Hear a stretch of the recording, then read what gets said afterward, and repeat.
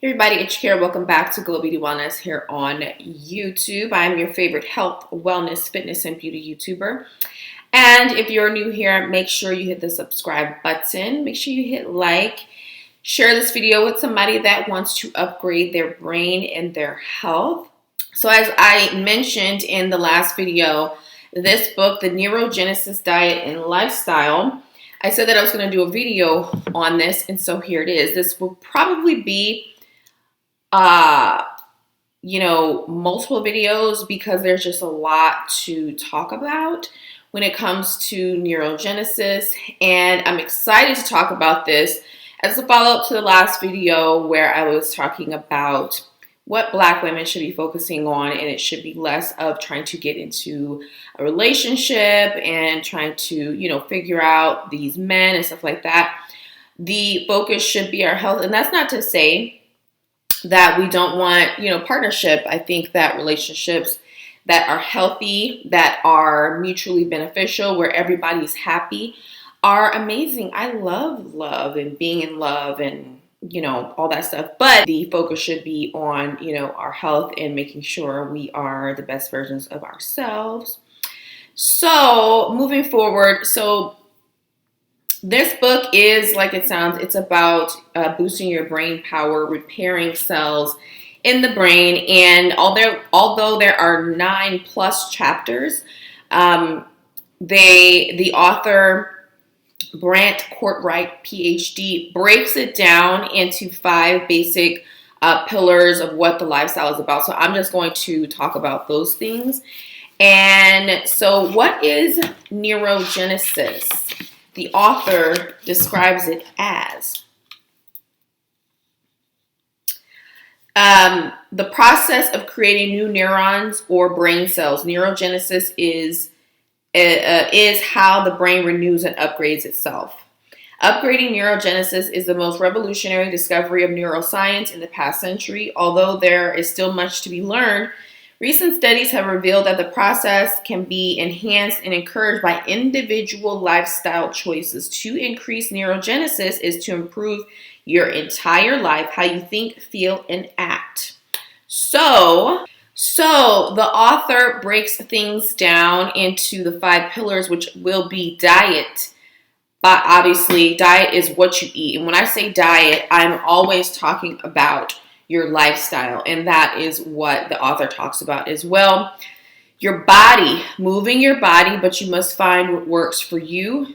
The heart, relationships, not just romantic relationships, but all of the relationships in your life, in our lives, with our friends, our family, our partner, of course.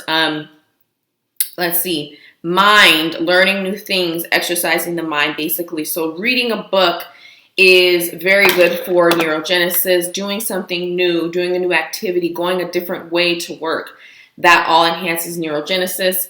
And spirit, so some sort of spiritual practice, meditation, prayer, things like that. All of these things, create a holistic approach to boosting the brain health. So, of course, I, super excited about 2 things in particular, which will be diet and body, because this author really breaks down, the author really breaks down, how and why focusing on creating new brain cells is really important, how it's the key to life. In this book, and when I read, I really highlight a lot of things. Because there's so many nuggets in this book. So when it comes to, our quality of life. So in this book, the author talks about several studies that you can look up, and also YouTube videos that you can look up to help support what he's talking about. So I highly encourage everybody to do their own research in anything that they do. Always, that way you have different perspective. But the author talks a lot about how, depression, anxiety, our memory loss, things of that nature come about when our brain cells die. It was once thought that by the age of about 30, we don't create any new healthy brain cells, but that has since been debunked by a lot of the studies that are out there. Now with that being said, we want to create new healthy cells. Like I've talked about on this channel in terms of how I fixed the BV and yeast issue that I had. How you can improve your skin is by focusing on reproducing new and healthy cells internally, as well as, for our skin, it reproduces new healthy skin cells like every 30 days, I think. So it's the same concept. It is the concept of regeneration when we give our body what it needs. So the only thing for the brain health is that we need to give the brain the specific things that help brain health. And so the author really breaks that down in this book beautifully, easily, very easy read. I finished it. Now I probably could have finished the book in a week, but it took me about 2 weeks because of, other stuff. But, lots of really good information. So I did highlight here, having toxic relationships and chronic stress results in anxiety, depression, even brain cell death. When you expose your body to an impoverished, depleted, dull environment, this neurotoxic setting produces a dull, sluggish brain. On page 24, it says, over and over again in study after study, depression, dementia, lowered immunity, memory loss, anxiety, stress, heart disease, cancer, autoimmune disease, loss of vitality, enjoyment, loss of meaning or correlation with is correlated with reduced neurogenesis. The evidence is clear. Lowered neurogenesis means a downgraded quality of life. So that is all in chapter 1, where it's just talking about what neurogenesis is in the studies. Chapter 2 talks about the program enhance your whole brain. And this talks about everything being a complete program, a complete lifestyle, holistic plan to enhance neurogenesis, which is why you have to follow the 5 pillars, okay? So this is, that's all in chapter 1. So let's go to where we start. And this talks about the hippocampus and why the hippocampus is so important for neurogenesis. We will be here all day long if I sat and did a video on all of the things that I have highlighted. But okay, so let's talk a little bit about the hippocampus. Why the hippocampus is so important for neurogenesis. Although there have been reports of neurogenesis in other areas of the brain, the only areas where it is confirmed to occur are the olfactory bulb that processes smell and the hippocampus. The hippocampus has been extensively studied by now. What is so remarkable about the hippocampus is that it is central to all 4 levels of our humanness, namely body, heart, mind, and spirit. New neurons produced by the hippocampus take about 3 or 4 weeks to mature. That is very exciting for me because that means you can see results quickly. They then migrate to the area of the hippocampus. They then migrate to an area of the hippocampus where they are needed and integrate into existing circuitry. These new neurons soon become identical to older sister neurons that have existed for decades. So rather than growing neurons willy-nilly, the hippocampus produces new neurons, then respond to the stimulation that invokes them. Physical, emotional, mental, spiritual. Let me read that again. So rather than growing neurons willy-nilly, the hippocampus produces new neurons that then respond to stimulation that invokes them. Physical, so your exercise, your emotional health, your mental, and your spiritual health. The hippocampus is involved in physical movement, exercise, spatial learning, mood, and emotion, especially stress, anxiety, fear, and depression, things that are involved in the matter of the heart, cognition, learning, and new memory, formation, mind in parentheses. Spiritual practices such as mindfulness, devotion, and compassion, and spirit in quotations. In parentheses. The hippocampus is a master key that is centrally involved in all dimensions of human consciousness. Then he goes on to describe the shape of the hippocampus. So, first, the data shows that providing an enriched environment stimulates the brain in multiple ways with synergetic effect. That is, separate kinds of neurogenic activity, such as exercise, emotional, diet, emotional, cognitive stimulation, work together more powerfully than they do apart. So this is all in chapter 2. Okay, so, and then we go to chapter 3, which talks about diet. He repeats a lot of things. And I think that's on purpose so that you get it into your mind, or so that the reader understands what it takes to boost the brain. It's very simple. It's all about repetition. I'm going to try to not make this video super long. And I'm going to definitely have to do several parts because there are lots of things to talk about. So everybody knows that repetition, when you're repeating, repetition is key. Or when it comes to learning, repetition is key.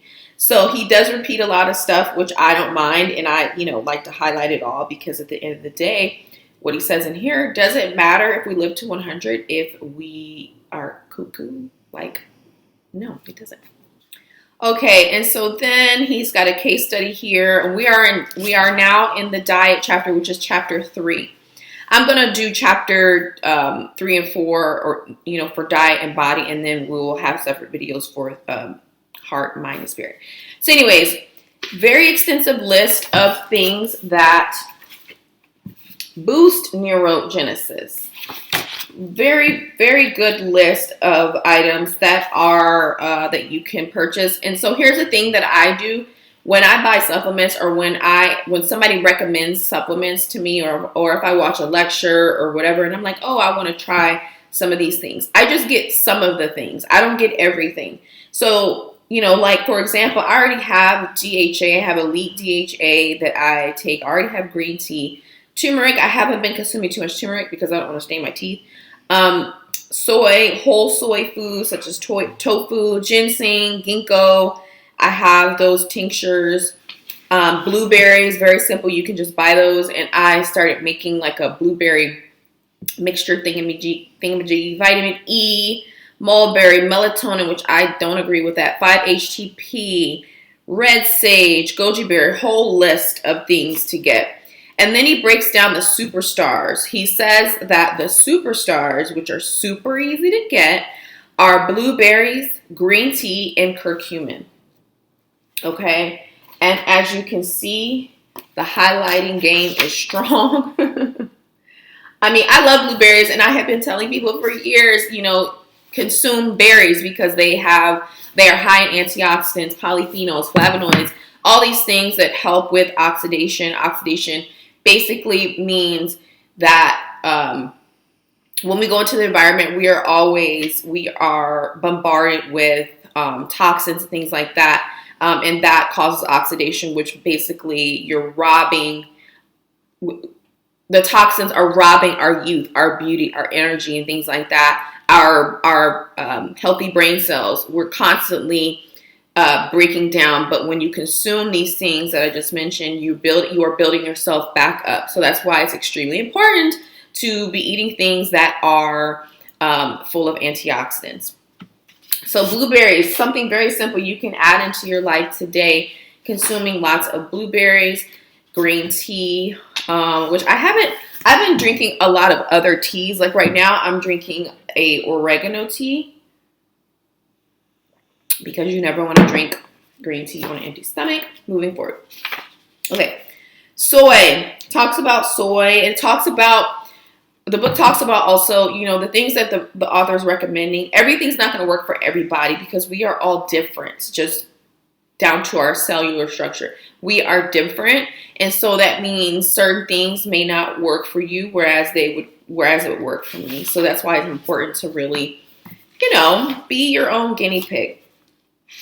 So lots of different supplement recommendations, ashwagandha, magnesium, which I am taking now in the evening to sleep. I sleep pretty good.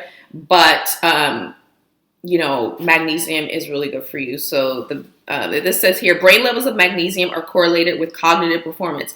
Most people are deficient in magnesium, so that's why I started taking it, because most people are deficient. Taking it again. Even some take supplements of magnesium since it does not pass the blood-brain barrier.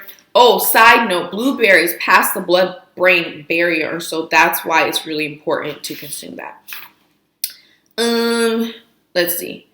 So for the cognitive benefit is why I take my magnesium. I take it at night. Milk thistle, cacao. Sorry, lots of different supplements. So again, you can pick and choose. But he talks about different things in terms of cholesterol being good for the brain. The good cholesterol, though, so not anything that is going to cause oxidative stress or oxidized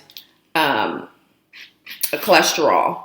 So you're going to want to do your healthy fats. So things from eggs, dairy. It says dairy. I'm just not a milk person. I know some people, or dairy person, or butter, or anything like that. But you can get high quality dairy. It's just something that my body doesn't agree with. So let's see. Neural healthy eating in a nutshell. The core of a neural healthy diet is this: a diet high in healthy fats that is anti-inflammatory, low glycemic, high fiber, and antioxidant rich, promotes neurogenesis.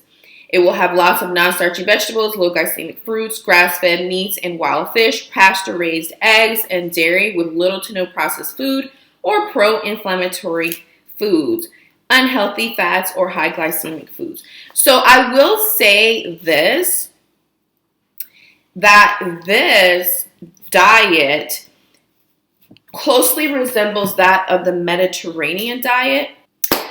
And I adopted the Mediterranean diet many years ago. I'm going to say back in 2012. Back in 2012, even before I started nutrition school. And it was then that I realized that I did not have to have period cramps. And I was blown away by this, because every girl, once they get their period, has the period cramps. However, I realized, here's how I knew my period was coming back then. I would get very dull cramps like the day before, and then I would get my period, and then I would be cramping, and I would take Midol. Not Midol? Yeah, Midol. I would take, Midol, and, I would suffer through my period like most women do, and then keep it pushing. But this one time in particular, I went to use the restroom, and drip, it was like, periods here. And I was like, what's going on? So then I went to Google and started researching, and it's an anti-inflammatory diet. It's a Mediterranean diet. Basically, don't eat things that are processed, period. Like, don't consume, make sure your diet is mostly non-processed and, healthy fats like salmon. Back then, I ate more salmon. For some reason, I think because I know most salmon has color added to it and stuff like that, or it's farm raised, I just don't really want it. So, but I ate, lots of healthy fats. I had an avocado every single morning. I ate coconut oil, just ate it. And so, following an anti-inflammatory lifestyle, which is what this is, with the supplements that it is recommending. So, look up the Mediterranean lifestyle, and you will see what their food pyramid looks like versus, the standard American food pyramid. So that is going to be your chapter 1. It breaks down what are healthy fats, why cholesterol is good for the brain, and why we should be consuming them. It protects the brain. And it says in here, oxidized cholesterol is a real culprit, not cholesterol that isn't oxidized. So in terms of fat, because a lot of people have tried to tell us that fat makes us fat. This is more of like an 70s and 80s diet advice. So it goes into all of those myths and those things, those ideas that keep the public confused. It tells you, what you should do and what you should not do as summary at the end of the book as well. So super Super simple read there. So let's see where we are at time. Okay, so I'm going to end the video here, and we're going to do another video on body, which is really important because everybody knows they should exercise, but this book also backs up what I have been saying for a long time in terms of you really have to find what workouts work for you. But this says, you know, the aerobic exercises are especially good for the brain because, and I wrote an article on this for Divine Dark Skin. I don't even know if it's still up, but I wrote an article on this of the HIIT advantage and why it's good for the brain. This is before I got COVID, but since COVID, I have stepped up my high intensity interval workouts because of the brain benefits. So you do need to find something that you are actually going to do. All forms of fitness in general, I really, really love. And I truly believe that with enough repetition, anybody can start to love fitness, but you have to find what works for you, what gets you excited, what will you actually do to where me as your trainer or your health coach is not going to be like, okay, where's my sweaty selfie? Okay, how many times a day did we work out this week? So these things are really important for our brain health, but I will do another video on the fitness chapter of this book. Thank you so much for watching. Make sure you share this video with everybody because everybody needs to boost their brain health. I will see you in the next video.